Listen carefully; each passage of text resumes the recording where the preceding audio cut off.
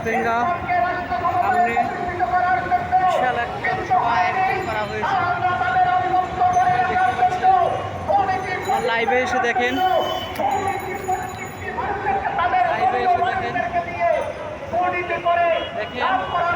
বিশাল এক জনসভা আয়োজন করেছে।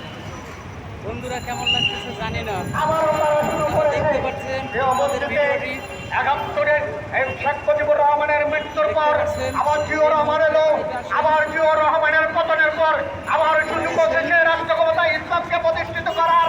জিয়াউর রহমান গেল, এরশাদ আসলো অভ্যুত্থানের মাধ্যমে, আবার সুযোগ এসেছে রাষ্ট্র ক্ষমতায় ইসলামকে প্রতিষ্ঠিত করার।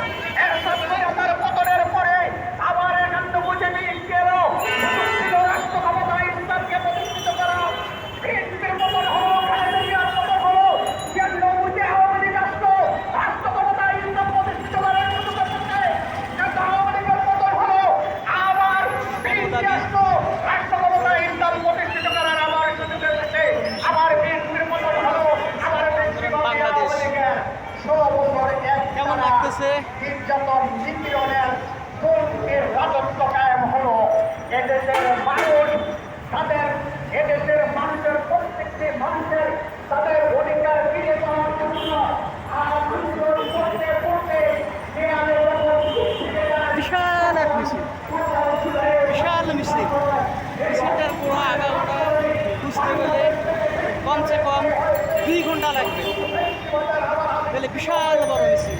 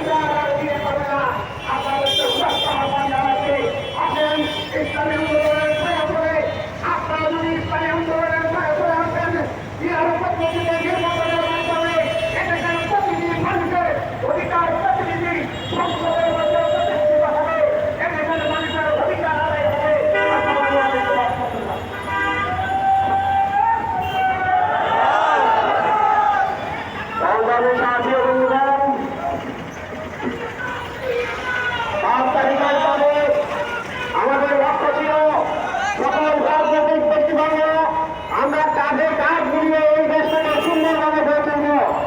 কিন্তু ব্রিটিশরা ভিন্নভাবে নতুনভাবে তারা দেশকে দখল করার চক্রান্ত নিয়ে যেভাবে শুরু করেছে, এদের ভারতীয় কোনো ঠাঁই হওয়ার সুযোগ দেখতেছি না। এই পর্যায়ে বক্তব্য নিয়ে আসছেন ইসলামী আন্দোলন বাংলাদেশ চট্টগ্রাম মহানগর সাধারণ সম্পাদক মৌলানা নাজিমুদ্দিন। বক্তব্য নিয়ে আসছেন ইসলামী আন্দোলন চট্টগ্রাম মহানগরের সংগ্রামী সাংগঠনিক সম্পাদক মৌলানা নাজিমুদ্দিন।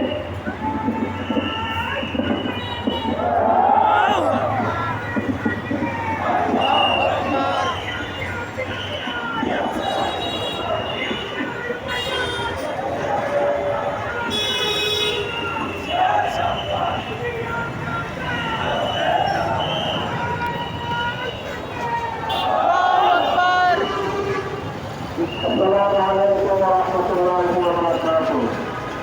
নাহমাদুহু ওয়া নুসাল্লি আলা রাসূলিল কারীম। আম্মা বা'দ, আউযু বিল্লাহি মিনাশ শাইতানির রাজীম। বিসমিল্লাহির রাহমানির রাহিম। يريدون ليطفئوا نور الله بأفواههم الله يتم نوره ولو كره الكافرون صدق الله العلي العظيم।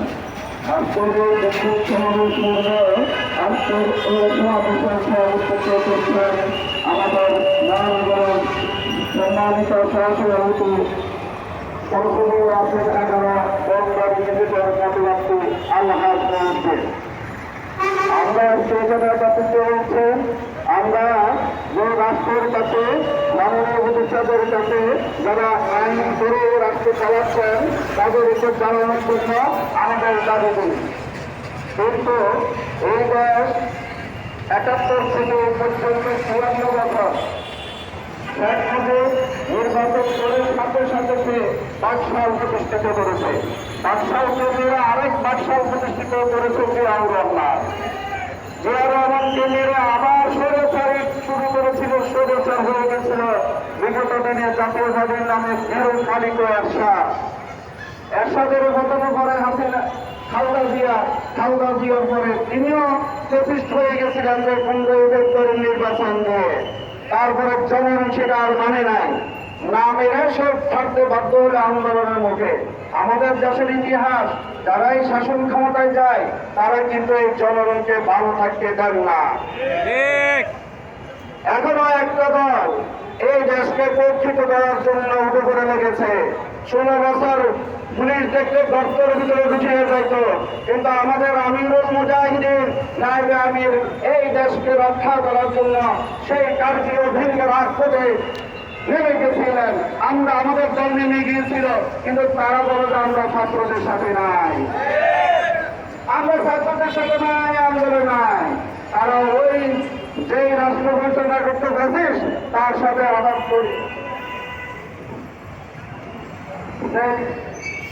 করে তারা এই রাষ্ট্র চালিয়েছে, যার কারণে তারা কোনো আন্দোলন সফল হয় নাই। কিন্তু ইসলামী আন্দোলন প্রতিষ্ঠার পর থেকে মরহুম বিশ্বাস সরকারের বর্তমান আমি সরকারের কেউ সাথে কেউ আঘাত করে না। আমরা কোনো অন্যায়ের সাথে আঘাত করি না, করবো না। তোমরা যত কথাই বলো না কেন, ইসলামী আন্দোলন মাথা নোয়াই না, হকের সামনে মাথা নোয়াই না। আজকে যারা চাঁদাবাজি করে, যারা সন্ত্রাসী করে, তারা 16 বছর উপাস আসছিল, তারা বলে বিভিন্ন মন্ত্রণালয়ে আমাদেরকে সুযোগ করা দরকার নেই।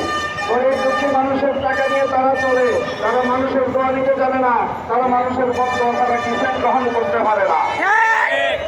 আমাদের আজকের সম্মানিত অতিথি চলে আসছেন, আমাদের দাবি 5টা। জুলাই সনদ বাস্তবায়ন ছাড়া আমরা কোন নির্বাচনে যাব না। এবং পিয়ার পদ্ধতি উচ্চ কক্ষ নিম্ন কক্ষ আমাদের পিয়ার পদ্ধতিতে নির্বাচন হতেই হবে, না হলে যদি না হয় তাহলে ফ্যাসিস্ট আবার ফিরে আসবে। এবং তিন লেভেল ঠিক করতে হবে, এই নির্বাচনের পরিবেশ বজায় রেখে আমরা নির্বাচনে যাব, এবং এটা করতেই হবে। উপদেষ্টারা যেভাবে গাইছাই করতেছে এবং যেভাবে তারা সময় ক্ষেপণ করছে আমরা এটাও মানি না, কিন্তু তাদেরকে মনে রাখতে হবে হাসিনা গেছে যে পথে, আপনারা যদি আমাদের দাবি না মানেন আপনারা যাবেন সেই পথে। অতএব হুঁশিয়ারি করতে চাই আপনাদেরকে এবং পরবর্তী যারা এই ষড়যন্ত্রের সাথে লিপ্ত, আপনারা হাসিনা গেছে যে পথে এক কাপড় নিয়ে আপনারা কাপড়ও নিতে পারবেন না। অতএব আপনাদেরকে সাবধান করে আজকের বক্তব্য এখানে শেষ করলাম। আলহামদুলিল্লাহ রাব্বিল আলামিন।